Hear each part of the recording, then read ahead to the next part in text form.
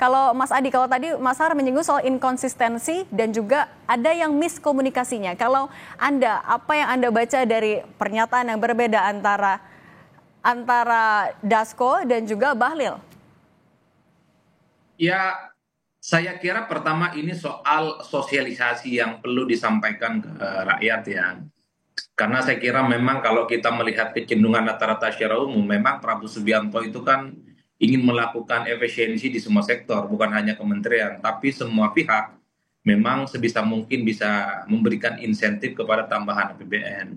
Nah, terkait dengan kekisruhan tabung gas LPG yang 3 kilogram ini tentu sosialisasinya yang kurang, sehingga masyarakat kita itu panik. Karena di eceran itu tak lagi bisa menjual tabung gas 3 kilogram, mereka itulah yang kemudian kesulitan ketika kehabisan gas kira-kira bisa membeli gas itu di mana.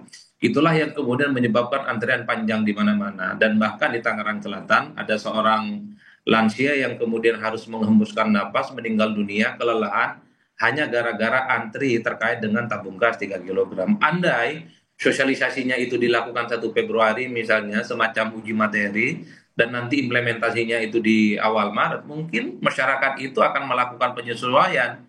Minimal masyarakat kita itu sudah mulai terbiasa mendeteksi kira-kira pangkalan mana yang terdekat, yang kemudian dijadikan sebagai tempat untuk melakukan pembelian tabung gas 3 kilogram ini. Kalau kemarin kan tidak, tanggal 1 Februari diumumkan, saat itu juga diberlakukan, sehingga tabung gas yang kemudian ada di eceran itu diharamkan untuk dijual belikan. Kan itu yang kemudian menyebabkan shock.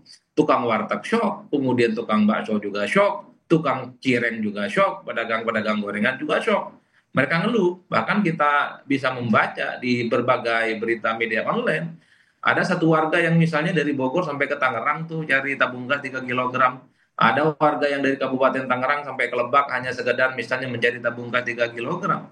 Bahkan ada masyarakat kita yang sudah 3 hari berturut-turut cari tabung gas 3 kilogram juga nggak dapat. Ini kan tentu persoalan komunikasi yang mestinya diperbaiki. Artinya apa? Setiap kebijakan apapun yang tidak populis, yang tidak pro rakyat, mesti harus dicek dulu bagaimana responnya. Apakah mendapatkan feedback yang positif ataupun resistensi. Dulu kita di zamannya SBY ataupun Jokowi, setiap kebijakan yang tidak pro rakyat, biasanya ada test case dan biasanya ada antisipasi. Apakah akan ada bantalan-bantalan yang kemudian akan memudahkan mereka secara signifikan. Itu satu ya. Nah, yang kedua yang menjadi ramai secara politik itu karena ada pernyataan dari Wakil Ketua DPR bahwa ini bukan kebijakan presiden terkait eceran yang tidak boleh menjual tabung gas 3 kilogram. Nah, orang bertanya, bukankah di pemerintahan ini tidak ada yang namanya visi misi menteri, yang ada itu adalah visi misi presiden. Wajar kalau kemudian muncul spekulasi, jangan-jangan Menteri SDM ini terlampau ekstrim manuvernya, bikin keputusan tanpa sepengetahuan presiden. Atau jangan-jangan misalnya Menteri SDM ini mendapatkan input, mendapatkan masukan justru bukan dari presiden terpilih, tapi dari pihak-pihak lain di luar presiden. Makanya isu yang terkait dengan matahari kembar itu menguat lagi.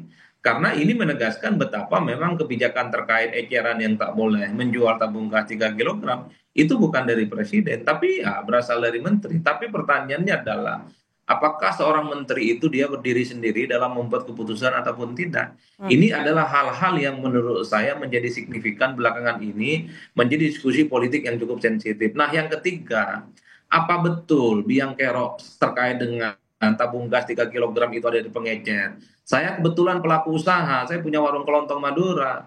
Memang di harga eceran dengan pangkalan itu selisihnya antara 3 sampai 4 ribu.